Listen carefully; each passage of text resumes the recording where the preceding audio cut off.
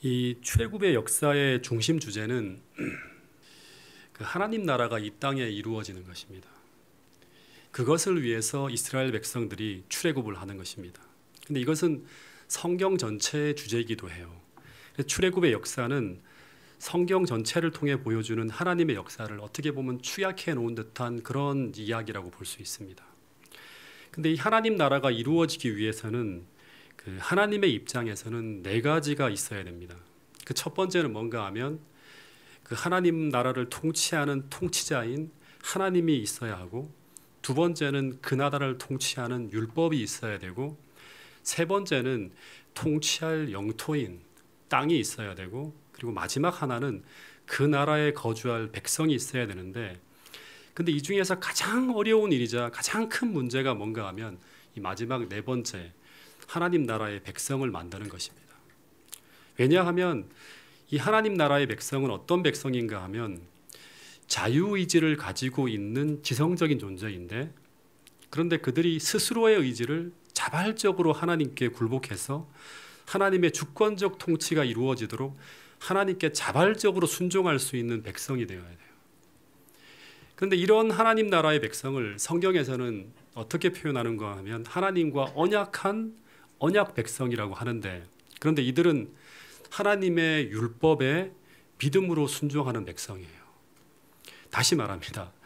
이 하나님 나라가 이루어지기 위해서는 하나님이라고 하는 왕, 통치자가 있어야 되고, 두 번째는 통치 율법, 언약이 있어야 되고, 그리고 그 백성들이 머물 땅이 있어야 되고, 그 나라에 머물 백성이 필요합니다. 근데 통치자도 있고 통치 율법도 있고 땅도 이미 준비되어 있어요. 하나님 나라 백성들이 준비만 되면 믿음으로 정복하면 돼요. 근데 아직 준비가 안 된 것이 하나 있는데, 그것이 바로 뭔가 하면 하나님의 백성이에요.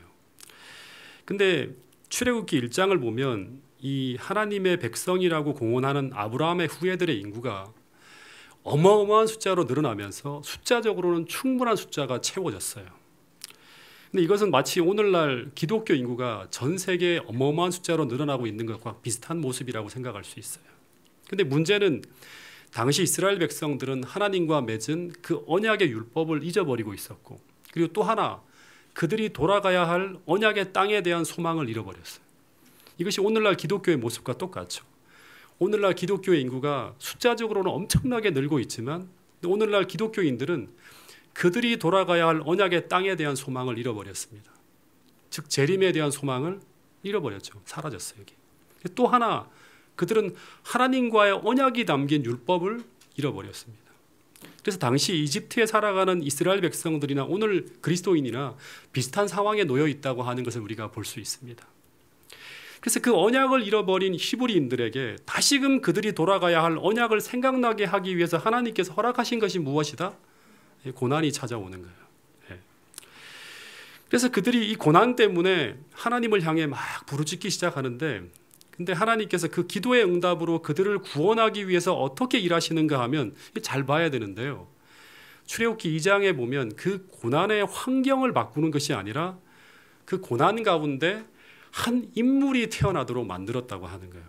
근데 그 인물이 누구인가 하면 바로 모세라고 해요. 모세. 그래서 하나님은 이 모세라고 하는 한 인물을 통해서 당신의 백성을 구원하시려고 하는 계획을 세우셨다고 하는 거예요. 그래서 출애굽의 역사를 통해서 정말 놓치지 말아야 될 중요한 포인트는 뭔가 하면 이 출애굽 운동이 일어나기 전에 하나님께서는 인물을 준비하시는 오랜 준비 과정이 있었다고 하는 걸 놓치면 안 돼요.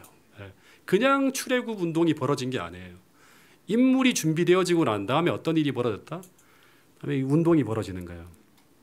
근데 그 과정이 얼마의 과정이 걸렸는가 하면 이 출애굽기 1장, 2장의 이야기를 보면 이 모세라는 한 인물이 준비되기까지의 기간을 이야기하고 있는데, 그 기간이 무려 80년이나 되는 엄청난 세월이 지나갔습니다. 근데 이 모세라는 인물이 준비되어진 후에 이 출애굽기 3장부터 출애굽기의 역사가 쭉 진행이 내려지는데 보면 열재앙이 내리고 막 이스라엘 백성들이 애굽을 떠나고 홍해를 거쳐서 시내가산까지 가는 엄청난 역사가 펼쳐지는데요. 근데 그 기간이 채 1년이 안 걸렸다고 하는 것입니다.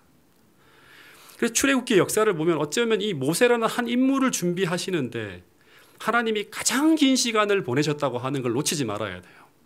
근데 이것은 무엇을 이야기하고 있는가 하면 첫 번째, 인물의 준비가 그만큼 중요하다고 하는 것이고 더하여서 이 사람을 준비하는 것이 그만큼 힘들다고 하는 거예요. 그리고 세 번째는 그 인물의 준비는 단기간에 이루어지는 것이 아니라고 하는 것입니다. 우리는 어떤 생각을 하는가, 이런 착각을 해요. 한두 번 뚝딱 부흥의 말씀을 한번 딱 진짜 엄청나게 들으면 인물이 준비될 것이라고 하는 생각을 하는데 절대 그렇지 않다고 하는 것입니다. 오랜 기간 훈련이 필요하다고 하는 것을 보여주는 게 바로 출애굽기 1장, 2장의 이야기입니다. 여러분, 마지막 때 하나님의 백성들은 계시록 3장에 보면 라오디게아 교회에 보낸 처방전 중에 하나를 받아서 그들이 변화되어져서 마지막 시대 새 천사의 기별을 전하는 그런 나무 무리가 돼요. 근데 그 처방전 중에 하나가 뭔가 하면 계시록 3장에 보면 불로 연단한 금을 소유하라고 하는 거예요. 근데 이것은 우리가 예언의 신에 보면 사랑으로 역사하는 믿음이라고 하는데 이것은 그냥 믿음이 아니에요. 연단되어지고 정련되어진 믿음을 소유한 자가 되라고 하는 거예요. 그냥 뚝딱 만들어진 믿음이 아니라 오랜 기간 단련되어지고 연단되어지는 과정을 통해서 만들어진 그 믿음을 소유한 자들을 하나님께서는 역사의 마지막에 부르실 거라고 하는 것이고 그 사람들을 통해서 이 출애굽 운동처럼 영적 마지막 재림 운동을 하나님께서 이루어 가신다고 하는 것입니다. 어쨌든 이 출애굽기를 통해서 우리에게 보여주는 중요한 교훈 중에 하나는 또다시 이야기하지만 인물이 준비되어져야지만 출애굽 역사가 시작되어진다고 하는 것이에요. 즉 사람이 준비되어지지 않으면 출애굽 운동은 일어날 수 없다고 하는 것입니다. 근데 이것이 무엇을 말하고 있는가 하면 인물만 준비되어지면 그 다음 그 인물을 통하여 하나님은 자유롭게 역사해서 당신의 뜻을 거침없이 성취해 나갈 수 있다고 하는 것을 보여주는 것입니다. 그래서 오늘날 가장 큰 위기는 무슨 위기다? 교회가 없는 것도 아니고 진리가 없는 것도 아니고 이 진리를 통해서 성화되어진 인물이 없다고 하는 거예요. 이 인물의 부족이 마지막 시대 우리 이 세상이 어려워지고 있는 그 형편을 반영하는 가장 큰 위기라고 말하고 있습니다. 다시 말해서 하나님께서 일하실 통로의 역할을 해줄 수 있는 그 인물의 부족이 오늘날 세상의 가장 큰 위기라고 하는 것입니다. 그래서 하나님은 그 한 사람이 준비될 때까지 80년의 시간을 기다리면서 출애굽의 구원의 역사를 기다리고 있었다고 하는 거예요. 하나님의 플랜은 다 짜져 있는데 그 하나님을 통해서 일할 수 있는 통로가 될 사람이 없기 때문에 80년의 기간을 기다리셨다고 하는 거예요. 마찬가지로 한 사람이 아니라 한 교회도 마찬가지죠. 하나님은 교회가 가나안을 정복할 믿음이 생겨날 때까지 하나님은 무려 40년 동안이나 가나안 정복의 역사를 미루고 광야에서 그 교회가 준비될 때까지 기다리시는 모습을 볼 수 있습니다. 그래서 하나님은 어떤 새로운 역사를 시작하기 전에 반드시 그 역사를 이룰 인물과 교회를 준비하시는 모습을 우리는 보게 됩니다. 근데 이 출애굽기를 1장, 2장을 보면 이 모세라는 인물을 준비하는 장소가 세 군데 정도 나옵니다. 첫 번째는 히브리 가정이라고 하는 이 모세의 부모님 밑에서 모세가 쭉 지내는 기간이 나오는데 약 한 12살 때까지 아마 모세의 어머니 밑에서 이렇게 모세가 어린 시절에 양육을 받습니다. 굉장히 중요한 부분인데 이거는 그냥 우리가 나중에 예언의 신을 좀 부조화 선지자를 읽어보시면 잘 나와 있습니다. 그래서 히브리 부모의 가정에서 가정교육을 받으면서 보내는 기간이 첫 번째 준비의 기간입니다. 그 다음은 이집트 왕궁으로 보내지는데 여기서 바로의 공주의 아들, 즉 이집트 왕자로서 청년기와 장년기를 보냅니다. 40대까지 보냅니다. 그리고 마지막으로 광야로 이어지는데 여기서 40에서 80세까지의 기간을 미디안의 한 목동으로서 시간을 보내는데 근데 이 모든 과정이 다 모세를 출애굽의 지도자로 만들어 가는데 필요한 과정이었습니다. 심지어 이집트 왕자로서 보낸 이 기간도 부조화 선지자를 보면 모세가 나중에 왕이 되잖아요. 어떻게 보면 하나님을 대신해서 히브리 민중들을 이끌어가는 지도자로서 필요한 모든 부분들을 배우는 과정이었어요. 물론 불필요한 것도 배우지만. 그래서 이 모세가 이런 과정을 거치는데 모세가 이후에 이스라엘의 구원자가 되기 위해서 이제 직접적으로 하나님을 만나며 하나님의 지팡이로 변화되기 위해서 반드시 들어가야 될 가장 중요한 장소는 어디인가 하면 이 광야예요. 어떻게 보면 아무 일도 배우는 게 없는 것처럼 보이는 이 과정이 제일 중요한 과정이라고 하는 거예요. 저는 이 시간에 모세라는 한 인물이 만들어지는 장소로서 광야라고 하는 것을 우리가 함께 주목하면서 공부를 좀 하려고 합니다. 근데 모세가 어떻게 이 광야로 들어가게 되었는가 하면, 이 광야로 들어가기 전에 모세는 바로의 공주의 아들로 입양되어져서 이집트 왕궁에서 청소년기와 청년 장년기를 보내게 됩니다. 근데 그때 이야기가 출애굽기에는 나오지 않아요. 근데 성경에 보면 사도행전 7장 22절부터 보면 이 스데반이라고 하는 사람이 마지막 사내들인 앞에서 이렇게 설교를 할 때 아주 영감을 받아서 당시 모세가 어떻게 그 왕궁에서 보냈는지에 대한 것들을 한 구절 몇 구절 언급을 해요. 근데 당시 모세가 애굽의 학자들로부터 모든 지혜를 배워서, 그래서 모세가 그가 하는 말과 하는 일이 다 능했다고 하는 기록이 있습니다. 이 본문을 통해서 모세는 당시에 뛰어난 언변술, 엄청나게 탁월하게 말을 잘하는 어떤 그런 사람이었을 거예요. 수사학을 아마 공부했을 것 같아요.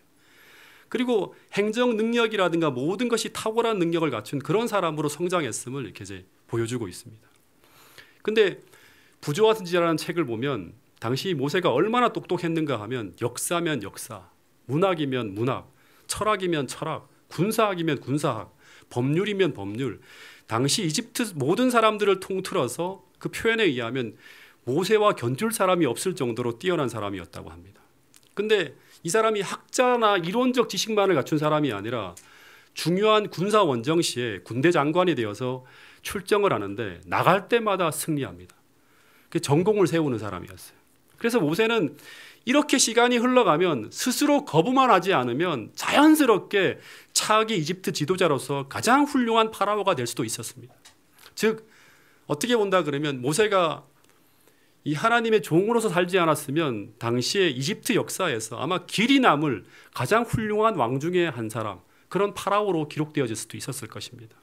근데 사도행전 7장 23절에 보면 나이가 40이 됐을 때 그는 믿음으로 자신이 히브리인이고 그리고 자신이 이스라엘 백성을 구원할 사명을 부여받은 사람이라고 하는 걸 깨닫고 이집트 왕자로서의 지위를 내려놓고 이스라엘 백성들이 있는 곳 어디로 갑니까? 고센 땅으로 찾아갑니다. 그리고 이스라엘 백성들이 일하고 있는 그런 이제 이 국고성을 건축하는 현장에 찾아가요. 그리고 모세가 어떻게 하는가 하면 그가 배운 그 탁월한 지혜와 능력을 가지고 이스라엘 백성들을 해방시키려고 독립운동을 시도합니다. 그런데 이것을 히브리서 11장 24절부터 26절까지의 말씀을 보면 25절까지의 말씀을 보면 모세가 믿음으로 이런 선택을 했다고 진술하고 있습니다. 이 구절은 같이 한번 읽어보겠습니다. 히브리서 11장 24절부터 26절까지입니다. 죄송합니다. 읽어보겠습니다. 시작. 믿음으로 모세는 장성하여 바로의 공주의 아들이라 칭함받기를 거절하고 도리어 하나님의 백성과 함께 고난받기를 잠시 죄악의 낙을 누리는 것보다 더 좋아하고 그리스도를 위하여 받는 수모를 애굽의 모든 보화보다 더 큰 재물로 여겼으니 이는 상 주심을 바라봄이라. 믿음으로 모세는 장성해서 바로의 공주의 아들이라 칭함을 받기를 거절하고 명예를 내려놓은 거죠, 그죠? 도리어 하나님의 백성과 함께 고난받기를 잠시 죄악의 나그를 누리는 것보다 더 좋아하고 그래서 왕궁을 떠나서 백성들 속으로 들어가는 것이죠. 그리고 그리스도를 위하여 받는 수모를 애굽의 모든 보화보다 더 큰 재물로 여겼으니 이는 상주심을 바라봄이라. 이게 전부 다 어떤 이야기인가 하면 광야로 들어가기 전에 그의 나이 40에 그가 믿음으로 행한 일이었다고 바울은 진술하고 있어요. 요 코테이션들이 전부 다 그 부조화 선지자의 그 장에 보면 그 광야로 들어가기 전에 이야기를 서술하면서 전부 다 이 내용들이 나옵니다. 그러니까 모세가 이 믿음으로 그는 이스라엘 자손을 돌보기 위해서 고센 땅으로 들어갑니다. 그리고 그곳에서 고역에 시달린 이스라엘 백성들을 격려하면서 해방의 시기가 다가오고 있다고 얘기하고 자신이 이때를 위해서 하나님이 세워주신 구원자라고 하면서 막 사람들을 움직이고 있었어요. 근데 어느 날 모세가 이스라엘 백성들이 이집트 사람에게 학대당하는 걸 봐요. 그걸 보면서 참을 수가 없어서 학대받는 이스라엘 백성들을 향한 큰 동정심으로 그들을 구하기 위해서 어떻게 하는가 하면 이집트인을 죽이는 살인을 저지릅니다. 근데 이것을 우리는 우발적 충동으로 그렇게 했다고 하지만 사실 모세가 의도를 가지고 행한 거예요. 성경과 부조와 선지자를 보면 모세가 이 일을 신호탄으로 해서 이스라엘 전 민중이 자신의 손으로 이스라엘 백성들을 구원하시리라고 하는 그 믿음을 가지고 그를 도와서 일어나기를 바랬다고 합니다. 사도행전은 7장 23절부터 25절까지의 내용에 보면 나오죠. 즉 고센 땅에서 전 이스라엘이 이집트를 한 거에서 일어나 주기를 바라면서 그 일을 행한 거예요. 그 신호탄으로 그게 나타나기를 바라면서. 근데 본문을 보면 아무도 모세를 도와주지 않아요. 어떤 일도 벌어지지 않습니다. 도리어 이스라엘 민족은 그런 행동을 한 그를 비난하는 일이 벌어집니다. 그러면서 그는 이스라엘 백성들에게도 버림받고 바로에게도 버림을 받아서 스스로의 생명을 지키기 위해서 미디안 광야로 달아나는 거예요. 즉 망명을 하게 되는 거예요. 근데 당시 모세는 너무나 혼란스러웠을 거예요.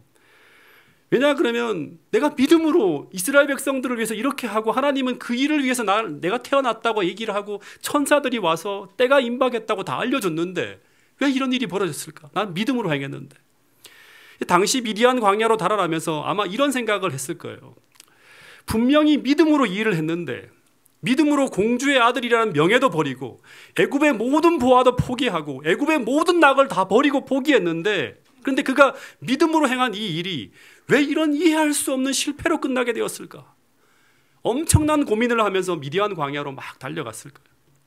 그래서 여기서 하나 우리가 정리해야 될 것이 뭔가 하면 모세가 믿음으로 행한 이 일이 실패로 끝나게 되고 그리고 그래서 그는 그 결과 어디로 갔다? 광야로 갔다고 하는 걸 좀 정리를 해야 돼요. 근데 모세가 왜 이 지점에서 이런 실패를 경험하게 되었을까? 이제 이것도 하나 우리가 풀어야겠죠. 첫 번째 이유는 뭔가 하면 하나님이 생각하는 때와 모세가 생각하는 때가 달랐다고 하는 거예요. 이게 첫 번째 이유예요. 다시 말해서 하나님은 이스라엘의 해방을 위한 준비가 아직 안 되었다고 생각하고 있는데 반면에 모세는 이미 준비가 다 되었다고 생각한 것이 문제예요. 그 준비란 뭔가 하면 백성들의 준비와 지도자의 준비, 인물의 준비와 교회의 준비예요. 근데 당시 이스라엘 백성들의 상태를 보여주는 모습이 출애굽기 2장 11절부터 14절에 나오는데 그 내용을 보면 이스라엘 백성들이 겉으로 보기에는 해방을 열망하고 있고 출애굽을 소망하고 있는 듯이 보였지만 근데 이 사람들은 하나님 말씀 앞에 순종할 마음은 없었다고 하는 거예요. 이게 뭔가 하면 그걸 대표적으로 보여주는 게 뭔가 하면 그들이 다투는 것을 보고 모세가 책망을 했을 때 그 책망을 받아들이지 못하는 모습이에요. 여러분 하나님은 지금 한 인물, 인간 지도자인 모세를 통해서 그들에게 말씀하시고 지도해야지만 그리고 백성들이 그걸 받아야지만 출애굽을 할 수 있어요. 근데 이들이 이런 반응을 보인다면 하나님은 아무것도 할 수 없죠. 실제 광야에서 벌어진 많은 문제가 이런 문제였어요. 그들은 자신이 원하는 것만 순종하지 그들에게 불편한 것을 요구하거나 힘든 것을 요구하면 순종하지 않는 사람들이었어요. 여러분 부조와 선지자의 글에 보면 당시 이스라엘 백성들은 모세가 하나님이 세운 지도자인 것을 알고 있었어요. 이런 기록이 있습니다. 천사들은 이스라엘 장로들에게 그들을 구원할 때가 가까웠다는 것을 가까웠다는 것과 하나님께서 이 일을 이루시기 위해 사용하실 사람이 모세라고 하는 것을 가르쳐 주었다고 합니다. 그러니까 알고 있었어요. 네. 그러나 그들은 모세가 자신들을 책망하는 이런 말을 들을 수가 없었어요. 그래서 뭐라고 하죠? 우리가 언제 너를 법관으로 세웠냐? 우리를 지도자로 세웠냐? 하면서 그를 거부하는 이야기가 나오는데 이것은 이스라엘 민족 전체의 분위기를 대신하는 이야기였어요. 그래서 부조와 선지자에 보면 어떤 말이 나오는가 하면 제가 이거를 올려놓지 않았네요. 그들은 아직 자유를 얻을 준비가 되어 있지 않았다고 기록하고 있습니다. 그래서 이런 자들에게 하나님이 할 수 있는 것은 오직 하나예요. 이게 뭐다? 그것을 받아들일 수 있을 때까지 그들의 믿음이 성장할 때까지 기다리는 거예요. 내버려 두는 거예요. 그래서 모세를 어떻게 했다? 광야로 보낸 거예요. 네. 여러분 이스라엘 백성들은 고통에 차서 하나님께 부르짖고 있었습니다. 근데 그 부르짖음은 당시에는 어떤 부르짖음인가 하면 단순한 고난과 고생에서 노연하기를 바라는 것이지 하나님의 뜻에 순종하기 위해 부르짖는 부르짖음은 아니었다고 하는 거예요. 하나님 제가 정말 주님의 뜻에 순종하겠습니다라는 부르짖음이 나타나야지만 어떤 일이 벌어질 수 있다? 이 하나님께서 그들을 이끌 수 있는 거예요. 순종하지 않는데 어떻게 하나님이 아무리 지혜를 주고 말씀해도 순종하지 않는데 어떻게 하나님의 방법대로 그 사람이 그 고통에서 놓여날 수 있겠습니까? 안 되는 거죠. 다시 말해서 그들은 단순히 고생하지 않게 해달라는 기도를 하고 있는 것이지 하나님의 뜻에 복종하게 해달라는 기도가 아니었다고 하는 거예요. 여러분, 제가 지난 시간에도 말씀을 드렸지만 하나님께서 이스라엘 백성들에게 고난을 허락하시는 것은 목적이 있다고 하는 거예요. 근데 하나님의 구원이 단순히 그 고통만을 해결해 주는 것으로 그친다면 하나님께서 그들에게 고난을 허락하신 의미가 없어지게 되는 거예요. 즉 고난을 낭비하게 되는 것이죠. 여러분, 하나님께서 오늘 우리에게 고난을 허락하신 목적은 우리의 변화를 위해서라고 하는 사실을 꼭 기억할 수 있게 되기를 간절히 바라겠습니다. 단순히 그 고통에서 벗어나기 위한 것이 아니라 하나님 주님의 말씀에 복종하고 순종하며 주님의 방법으로 그 고난을 해결하기를 원한다고 주님 앞에 부르짖는 그런 여러분과 제가 될 수 있기를 간절히 바라겠습니다. 두 번째는 백성들만 준비가 안 되었을까요? 그렇지 않고 모세도 준비가 안 되었다고 하는 거예요. 이 모세가 준비가 안 된 부분이 무엇이었을까요? 진짜 중요한 부분인데, 이 모세는 하나님의 지도자로서 이스라엘 백성들을 구원해야 하는 큰 목적과 방향은 잘 알고 있었지만, 근데 그러기 위해서 그는 하나님의 지도자로서 어떤 방법을 사용해야 되는지는 잘 알지 못했다고 하는 거예요. 여러분, 모세는 분명히 믿음이 있었어요. 그는 그 믿음 때문에 백성들을 구원하기 위해서 이집트인을 쳐 죽이고 독립운동을 시작하려고 했던 거예요. 근데 결과는 실패합니다. 왜 실패하는가 하면 그것이 하나님의 방법이 아니었기 때문이라고 하는 거예요. 여기 부조화선지자 241페이지에 보면 모세는 분명히 하나님께서 이스라엘을 구원할 구원자로 자신을 사용할 것이라는 것을 알았어요. 근데 그는 그 방법으로 그는 그들이 무력으로 자유를 얻게 될 것이라는 생각으로 애굽군에 대항해서 싸울 히브리 군대를 지휘하게 될 줄로 생각했다고 하는 거예요. 군사학도 배웠죠. 용병술도 배웠죠. 그러니까 이 히브리인들을 사용해서 어떻게 이집트와 맞서 싸워야 될지를 다 알고 있는 거예요. 네. 그래서 그렇게 이스라엘을 구원할 거로 생각하라고 그렇게 생각을 하고 있었다고 하는. 그래서 그는 실패하게 되는 거예요. 근데 이 실패를 우리는 어떤 실패라고 하는가 하면 위대한 실패라고 해요. 네, 위대한 실패. 왜냐하면 그는 믿음을 가지고 있었기 때문에 이 실패를 통해 들어가게 되는 그 광야라고 하는 학교에서 스스로를 돌아보며 배울 수가 있었어요. 네. 만약 믿음이 없다면 그 사람은 그 실패를 통해서 아무것도 배우지 못합니다. 왜냐하면 믿음이 없다고 하는 것은 다른 말로 하면 이제 어떻게 생각할 수 있는가 하면 하나님 앞에 겸손하지 못하다고 하는 것이고, 그런 사람은 하나님께서 그 실패와 고난을 통해 보여주시는 그 실패의 원인을 직시하지 못합니다. 네. 그 실패의 원인을 인정하려 하지 않아요. 네. 근데 이것을 직시할 수 있어야지만 하나님이 주시는 교훈을 우리가 받을 수가 있어요. 그래야지만 우리는 그 실패를 통해 성장할 수 있어요. 그래야지만 그 사람에게 그 실패가 축복이 될 수 있는 거예요. 그래서 모세에게 축복이 될 수 있었던 건 뭐냐? 그럼 모세가 믿음을 가지고 실패했기 때문에 그런 거예요. 여러분, 성경에 나온 위대한 그리스도인들은, 믿음의 사람들은 전부 다 실패를 통해서 자신을 돌아보고 회개하고 돌이키며 성장해 나간다고 하는 것입니다. 아브라함의 이야기 보세요. 전부 다 실패를 통해서 배우죠. 야곱도 마찬가지죠. 수도 없이 넘어지지만 계속 변해가는 거예요. 유다도 그렇고 베드로도 그렇고 다윗도 그렇고 모세도 그렇고 전부 그런 사람들입니다. 근데 그들이 믿음이 없다면 그들은 그 실패를 통해 자신을 돌아보지 않습니다. 근데 여러분, 어떤 문제가 나에게 벌어질 때, 특별히 그 문제가 아주 쓰라린 문제일 때, 그 문제의 원인이 나 때문이라고 인정하는 사람이 얼마나 될까요? 네. 얼마나 될까요? 거의 99%가 대부분 그 원인을 다른 곳으로 돌립니다. 이것이 죄된 인간의 본성이에요. 아담과 하와가 그랬잖아요. 그래서 항상 믿음이 없는 사람들은 어떤 문제가 벌어질 때 그 문제를 어떤 환경 때문이라고 하거나 다른 사람들 때문이라고 탓합니다. 다른 사람을 비난하고 환경에 대해서 원망하고 불평하는 그런 일로 쭉 그 시간들을 보내요. 가정에서도 마찬가지죠. 부부싸움의 대부분의 이유는 이 문제의 원인을 상대에게 돌리면서부터 시작되어집니다. 교회 안에서의 갈등과 다툼과 본연의 모습도 똑같아요. 네. 근데 만약 모세도 여기서 이 모든 계획이 실패로 돌아가고 그래서 그가 광야로 쫓겨갈 때 그가 이 모든 실패의 원인이 나 때문이 아니라 이스라엘 민족들의 그 악함과 어리석음 때문이라고 맹비난하며 갈 수도 있었을 거예요. 막 좌절하면서 막 어떻게 이럴 수 있을까 하면서 막 원망하며 갈 수도 있었겠죠. 근데 만약 그렇게 생각하며 그가 40년을 보냈다면 모세에게는 어떤 일이 일어났을까요? 하나님이 그 실패를 통해 가르쳐 줘야 될 그 교훈을 그는 배우지 못했을 수도 있습니다. 그러면 그는 광야에서 40년이 아니라 80년 동안 있었어도 그에게는 그 어떤 변화도 일어나지 않았을 것이고, 그러면 그는 이스라엘의 구원자로 준비되지 못했을 것이라고 하는 것입니다. 여러분, 저도 마찬가지입니다. 제게 어떤 문제가 벌어질 때 제가 기도하지 않고 믿음의 관점으로 그 상황을 보지 않으면 수많은 외적 이유가 보입니다. 쭉 보여요. 그리고 그것을 그렇게 믿으려고 합니다. 우리의 본성이 그래요. 가끔씩 그 교회에서 벌어지는 어떤 문제라든가 혹은 가족 간의 문제나 친척 간의 어떤 문제가 벌어질 때, 혹 어떤 일이 잘못되어질 때 제 아내가 자주 그 문제의 원인이 제게도 있다는 말을 아주 자주 해요. 참 그게 감사해요. 제 편을 잘 안 들어요. 네.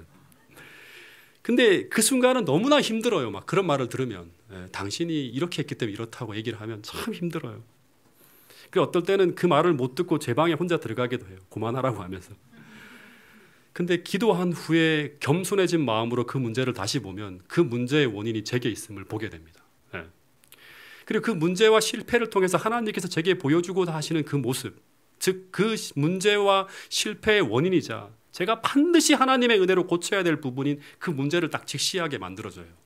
겸손하게 기도하고 하나님 앞에 무릎을 꿇으면. 근데 우리가 하나님 앞에 겸손하지 않으면 우리는 100번, 1000번 실패한다 하더라도, 수도 없이 광야로, 인생의 광야 속으로 들어간다 하더라도 아무것도 배우지 못할 수도 있다고 하는 것입니다. 이게 정말 무서운 거예요. 점점 더 악해질 수 있어요. 더 원망하고 비난하고 환경을 탓하고 불평불만하다 보면 이스라엘의 역사처럼 그렇게 흘러갈 수 있다고 하는 거예요. 우리 인생이. 그러면 하나님께서 우리를 고치시기 위해 허락하신 그 고난이 어떤 일도 이루지 못하고 낭비되어질 수도 있다고 하는 것입니다. 네. 여러분, 출애굽 당시 이스라엘 백성들은 그 광야에서 수백 번 실패하고 넘어지지만 그들은 아무것도 배우지 못합니다. 계속 똑같은 문제 앞에 똑같은 실수를 반복하는 모습을 보게 됩니다. 근데 그 이유를 주님은 이스라엘 백성들이 목이 고든 백성이기 때문이라고 이야기를 해요. 네. 목이 고든 백성이라고. 이 말은 그들이 하나님 앞에 어떻지 못하다? 겸손하지 못하다고 하는 거예요. 근데 성경에 보면 이스라엘 백성들이 왜 가나안에 들어가지 못했는가 하면 믿음이 없음으로 가나안에 이르지 못했다고, 그래서 광야에 다 죽었다고 그런 말을 하기도 합니다. 그래서 여러분, 이걸 두 가지를 같이 연결시키면 하나님 앞에 겸손하다고 하는 것은 곧 무엇이 있다고 하는 것이다? 믿음이 있다고 하는 거예요. 하나님 앞에 겸손하다고 하는 건 뭐냐 그러면 믿음이 있다고 하는 거예요. 그리고 그 믿음은 우리로 하여금 넘어질 때마다, 쓰러질 때마다 우리로 하나님 앞에 배우게 하고 교훈받게 하고 계속 믿음에서 믿음으로 성장시키는 것이 바로 뭔가 하면 믿음이라고 하는 거예요. 그래서 믿음이 있는 자에게 실패는 위대한 실패가 되는 것입니다. 왜냐하면 믿음이 있는 자에게 실패는 그 실패를 통해서 배우게 되는 성장의 기회가 되기 때문이라고 하는 것입니다. 여러분, 넘어지지 않으면 우리는 절대 볼 수 없는 우리의 연약한 것을 우리는 실패를 통해 보게 돼요. 베드로처럼, 모세처럼. 네. 여러분, 그래서 만약 모세가 여기서 실패하지 않고 출애굽에 성공했다면 어떤 일이 벌어졌을까요? 실패하지 않고 그가 진짜 말 그대로 성공했어요. 이스라엘 전 민족들이 다 봉기에 일어나서 모세를 통해서 이집트를 뒤집어 엎고 승리했다. 그러면 어떤 일이 벌어질까요? 당장은 모세에게 그것이 행복을 줄 수 있을지 모르지만 그것은 모세에게 더 큰 불행과 실패를 안겨줄 수 있는 거예요. 왜냐하면 그가 그 방법으로 성공했다면 그는 그 다음 순간에도 인간적인 방법을 사용하게 되겠죠. 하나님의 방법이 아닌 자기 스스로의 지혜를 의지해서 또 성공을 해요. 그래서 제가 부조화 예언의 신에 보면 이런 글이 있더라고요. 그 교회 하나님 백성들에게 가장 큰 재앙은 뭔가 하면 세상적 방법으로 성공하는 것이래요. 하나님 방법이 아닌데 자꾸 성공해 가는 거예요. 이게 가장 큰 재앙이라고 하는. 왜냐하면 사람들이 그걸 따라가게 되고 그 사람도 계속 그 방법으로 계속 사용하기 때문에 그렇다고 하는 거예요. 여러분, 그렇게 되면 이 모세는 점점 더 교만해지고 믿음으로 말미암아 살아가는 법을 배우지 못했을 것입니다. 그러다가 정작 그 능력으로 당장 이집트를 대항해서 독립은 성취할 수 있었을지 모르지만, 즉 출애굽에는 성공할 수 있을지 모르지만 그러나 정작 광야에서 그는 이스라엘 백성들을 이끌어서 가나안에 인도하지는 못했을 것이라고 하는 거예요. 즉 출애굽의 목적은 뭐다? 하나님 나라를 세우는 거예요. 그래서 그는 출애굽엔 성공할 수 있을지 모르지만 하나님이 원하시는 나라를 세우는 지도자로 살아가는 데는 실패할 수 있었을 것이라고 하는 것입니다. 그래서 하나님은 모세를 아껴서 어떻게 했다? 광야로 인도하신 거예요. 여러분, 광야는 실패와 좌절을 또 고통을 경험하는 사람들이 지나가는 인생의 시간들이라고 할 수 있습니다. 그래서 광야는 어떻게 본다면 그런 곳이지만, 근데 믿음을 가진 자들이 그곳에서 하나님을 만나게 될 때, 믿음을 가진 사람들이 그곳에서 하나님을 만나게 될 때 상상할 수 없는 축복과 위로와 도움과 은혜를 경험하면서 가장 위대한 시간을 보내게 되는 곳이 바로 어디인가 하면 우리 인생의 광야라고 하는 것입니다. 여러분, 그래서 광야는 믿음을 가진 자들이 들어가서 변화와 축복을 경험하게 되는 장소가 어디인가 하면 광야라고 하는 것입니다. 여러분, 어쨌든 이 모세가 실패와 좌절 속에서 미디안 광야 속으로 들어갑니다. 근데 출애굽기 2장 15절부터 20절에 보면 그가 이 미디안 광야에서 우연히 만나게 되는 것이 뭔가 하면 미디안 제사장 이드로 집 사람들이었다고 합니다.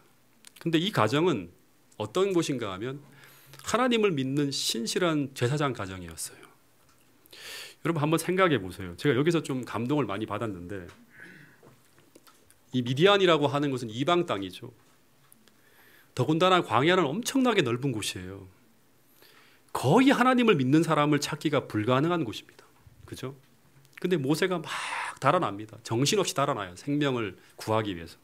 그러다가 달려간 곳이 어디인가 하면 하나님을 믿는 신실한 제사장 가정이었다고 하는 거예요.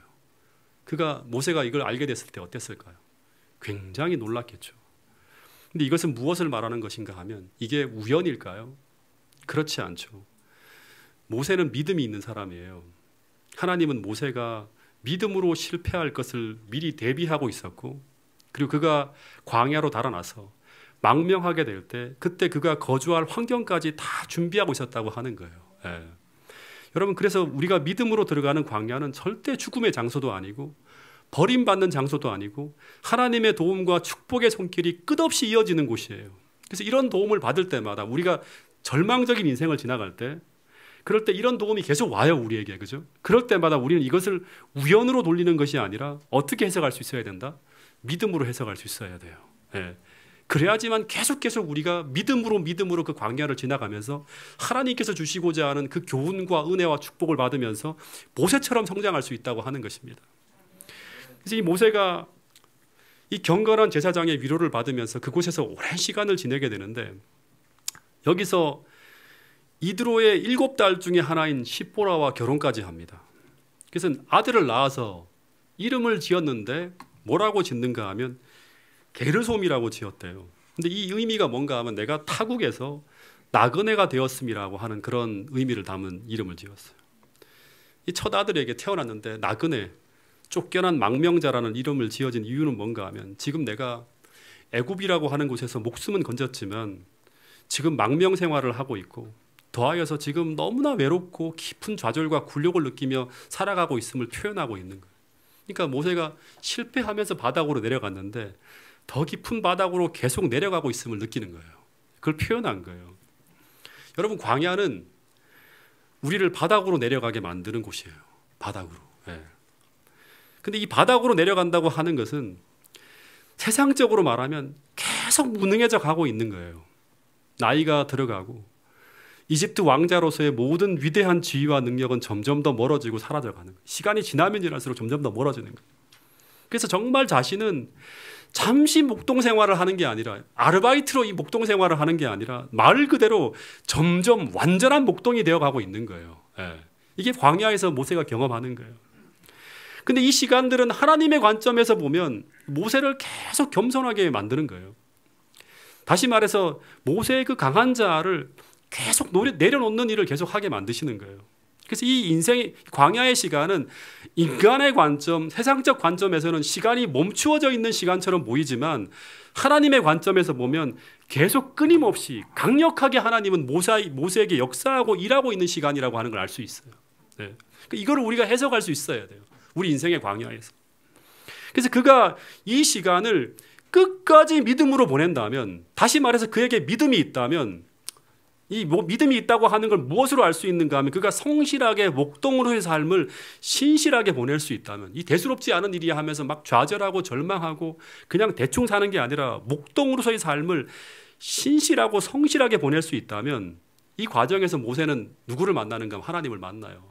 나중에 신실하게 양치기를 칠 때, 목동의 일을 할 때 그가 일상의 삶 속에서 하나님을 만나게 되거든요. 또 하나는 뭔가 하면 계속 그는 평안과 쉼을 얻게 돼요. 광야의 시간이 고통의 시간이 아니라 평안과 쉼을 얻는 시간이 될 수 있습니다. 왜냐하면 그는 계속 그 시간을 통해서 이 자아라고 하는 무거운 짐을 믿음으로 내려놓게 되기 때문에요. 네. 어떻게 보면 우리 신앙의 성장에 가장 방해가 되는 것이 뭔가 하면 저는 자아라고 생각해요.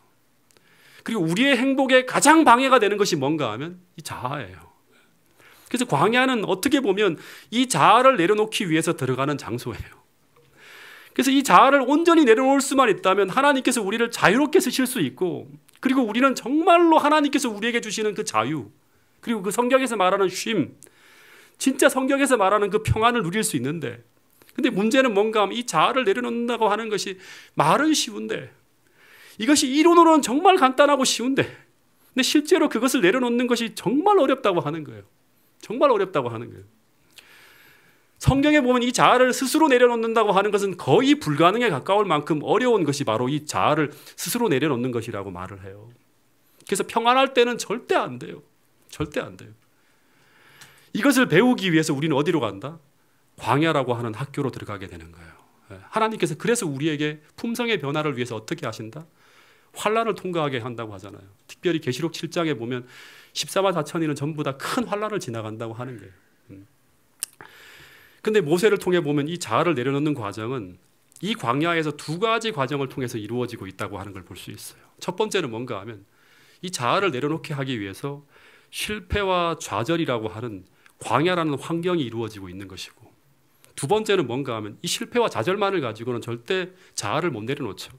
두 번째는 뭔가 하면 그런 이 광야 속에서 펼쳐진 천년계 속에서 하나님의 임재하심을 느끼는 과정을 통해서 자아를 내려놓는 과정을 쭉 지나가게 되는 걸 볼 수 있어요. 부조와 선지자에 보면 이런 글이 있습니다. 사면이 산으로 둘러싸인 한적한 곳에서 모세는 홀로 하나님과 함께 있었다. 참 혼자서 하나님을 깊이 생각하는 거예요. 하나님의 임재하심을 깊이 느끼는 거예요. 도처에 창조주의 이름이 기록되어 있었다. 모세는 그분의 임재해 계시는 곳에 서 있는 것 같았고 그분의 능력으로 둘러싸인 것 같았다. 여기서 그의 자존심과 자부심은 완전히 일소되었다 합니다. 그러니까 완전히 자아를 버리는 경험을 계속 진행하는 거예요. 여러분 한 번에 자아가 내려가지 않아요. 계속 하나님의 임재하심을 깊이 느끼면서 시간이 지나가면 지나갈수록 더 좌절감을 느끼고 할 수 있죠. 그죠? 내 인간적인 어떤 힘은 사라지는 거예요. 그 환경과 하나님의 임재하심을 느끼는 이 두 가지의 과정을 통해서 계속 자아를 버리는 경험을 하게 됩니다. 그러면서 이곳에서 모세가 목동으로 매일매일 양을 치는 일을 하면서 하루하루 시간을 보내게 되는데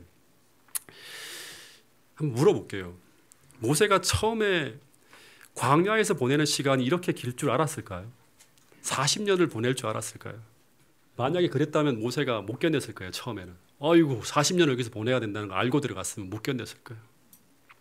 근데 계속 보내는 거예요. 모세는 아마 금방 이 기간이 끝날이라고 생각을 했을 거예요.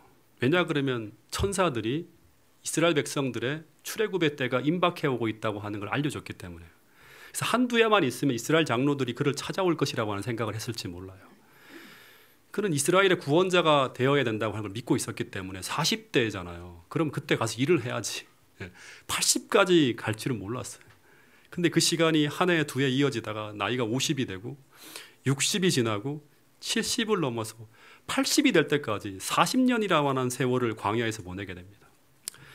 근데 이 시기를 모세가 어떻게 보냈는가 되게 중요한데요. 제가 이 부조와 선지자를 쭉 읽어보고 또 성경을 읽어보고 하는데 한마디로 하면 그는 한순간도 낭비하지 않고 성실하게 하나님과 동행하며 그 인생의 광야의 시간을 보냈다고 하는 거예요. 여러분 정말 이게 중요합니다.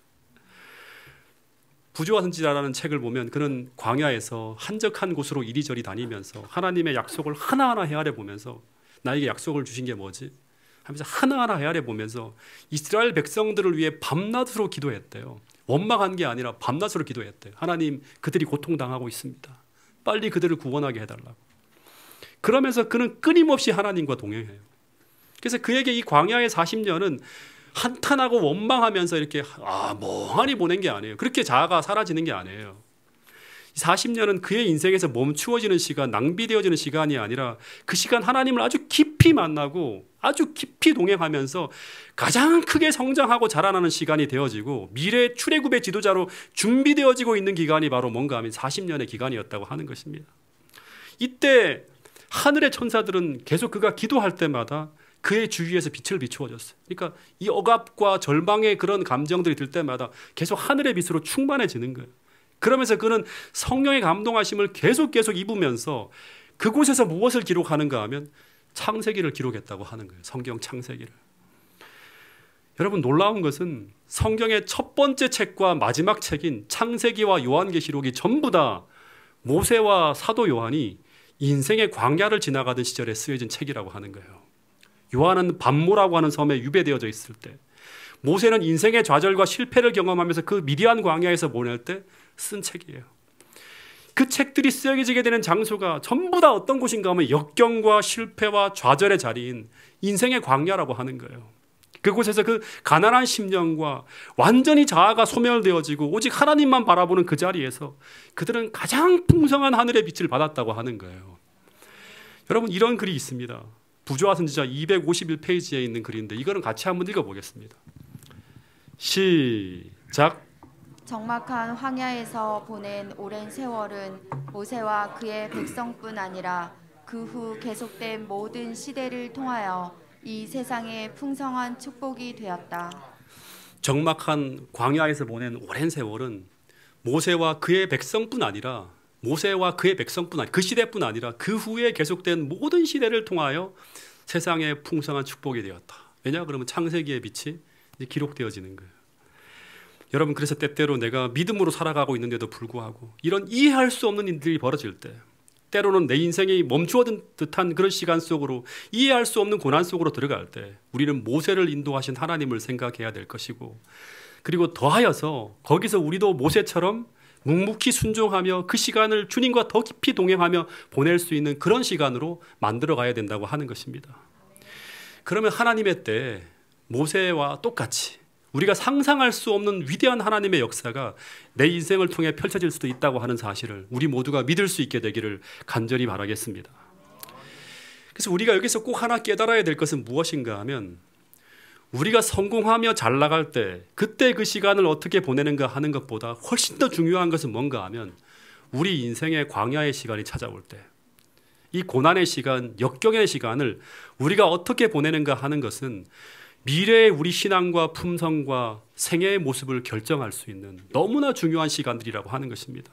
왜냐하면 그때 우리는 그 번영의 때에 절대로 배울 수 없는 성경의 교훈들을 우리는 우리 인생의 광야라는 시간을 지나가면서 배우게 되기 때문이라고 하는 것입니다. 어쨌든 이렇게 이 모세가 광야 40년의 세월을 다 보내게 되었을 때 출애굽기 3장에 보면 모세가 이제 하나님을 직접적으로 만나는 경험을 하게 돼요. 이것을 신학 용어로 데오판이라고 하는데, 당시 모세는 이 모세의 장인 이드로의 양떼를 치고 있었는데, 근데 그 모세가 그곳에서 한 떨기나무를 보게 됩니다. 근데 그 떨기나무에 불이 붙어 있는 거예요. 여러분, 이 떨기나무가 어떤 나무인지 아세요? 그 시내반도에 그 서식하는 가시나무라고 합니다. 그러니까 아주 평범하고 초라하고 흔하디 흔한 그런 나무예요. 근데 그런 평범하고 초라한 나무에 불이 붙었는데, 근데 나무가 타지 않고 그냥 불만 붙어 있는 거예요. 다시 말해서 이 떨기나무에 불이 붙었는데, 근데 떨기나무가 화염에 탁 휩싸이면 어떻게 돼야죠? 순식간에 확 오그라들면서 시커멓게 타들어가서 다 재로 변해버려야 돼요. 근데 그게 오랫동안 불이 붙어 있는데 그냥 그 나무가 그대로 있는 거예요. 그래서 모세가 이상하네 하면서 너무나 신기해하면서 그 놀라운 광경을 보기 위해서 떨기나무 가까이로 막 다가갑니다. 근데 그 떨기나무 불꽃 사이에서 모세를 부르시는 하나님의 음성을 듣게 돼요. 그래서 이 불은 뭐다? 하나님의 임재의 상징입니다. 이 불은 하나님의 임재의 상징. 그러면 이 불이 떨기나무에 붙었다고 하는 것은 하나님이 가시나무에 임재했다고 하는 것이죠. 여기서 굉장히 중요한 교훈 하나를 우리가 배울 수 있어요. 또다시 말하지만 이 떨기나무는 너무나 초라하고 비천한 나무예요. 흔한 나무예요. 그러니까 지나가다가 다 볼 수 있는 광야. 불에 타면 죄로 휘날릴 수밖에 없는 그런 초라한 가시나무인데, 근데 그 안에 거하시는 하나님을 모세가 바라보고 있는 거예요. 여러분, 지금 모세는 무엇을 보고 있는가 하면 도저히 하나님이 계실 것 같지 않은 곳에 하나님이 계신 것을 보고 있는 거예요. 페어의 산에, 이스라엘 땅이 아닌 이방인의 땅에, 그 초라한 나무 속에 하나님이 임재해 계신 거예요. 근데 이것은 무엇을 보여주고 있는가 하면 첫 번째는 예수님의 모습을 보여준대요. 도저히 거할 것 같지 않은 몸, 도저히 임재할 것 같지 않은 그 초라한 동네, 초라한 가정, 도저히 계실 것 같지 않은 그곳, 그 십자가에 매달려 계신 그 위대한 하나님을 우리는 예수님을 통해 보는 거예요. 마치 떨기나무에 불이 붙어 있는 것처럼.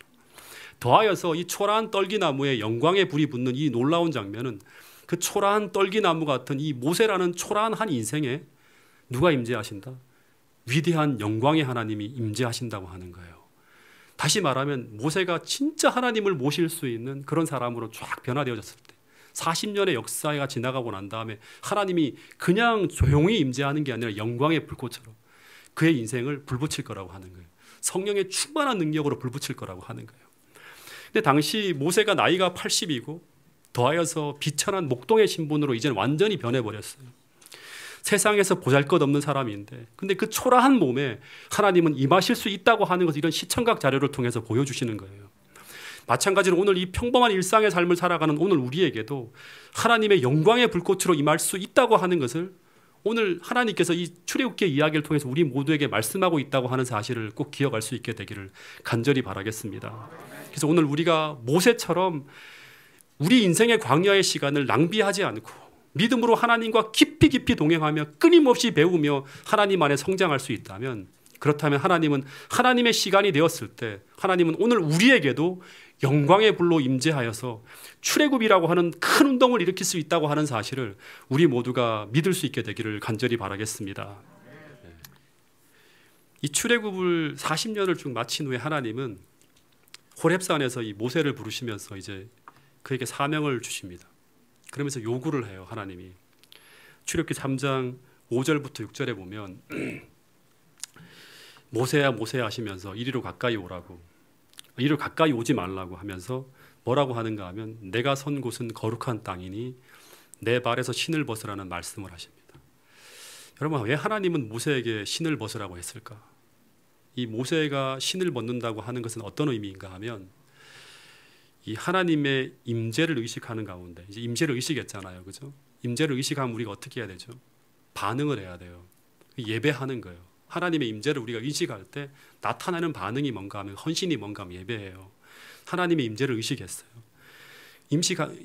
하나님의 임재를 의식하는 가운데 하나님 앞에 철저하게 자신을 낮추고 굴복하며 참되게 주님 앞에 드리는 헌신의 모습이 바로 뭔가 하면 신을 벗고 나가는 거예요. 무릎을 꿇는 거예요. 예배의 모습이라고 할 수 있죠. 하나님은 광야 40년이 지난 후에 이제 모세에게 사명을 주시기 전에 하나님의 임재를 의식하며 철저하게 자신을 굴복하는 그런 헌신을 요구하는 거예요. 근데 모세가 이렇게 신을 벗고 하나님의 임재를 의식하는 가운데 하나님 앞에 철저하게 자신을 굴복하며 낮추며 자신을 하나님께 드릴 때 하나님은 뭐라고 하는가 하면 모세에게 애굽으로 들어가서 이제 어떻게 하라?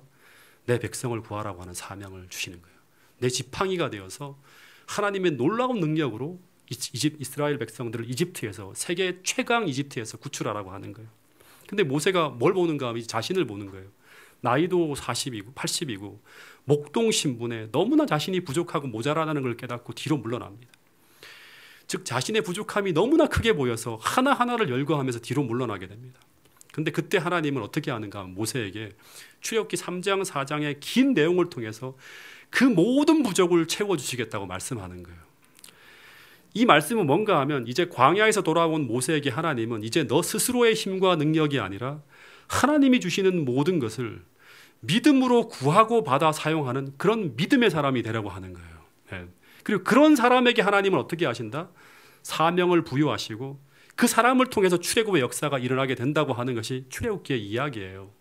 여러분, 이 믿음으로 산다고 하는 것, 내가 아무것도 아니지만 철저하게 하나님 앞에 구하고 받아서 살아갈 수 있는 것을 경험하는 사람들이 누군가 하면 불로 연단한 금을 소유한 진짜 하늘의 것으로 부유한 사람이에요.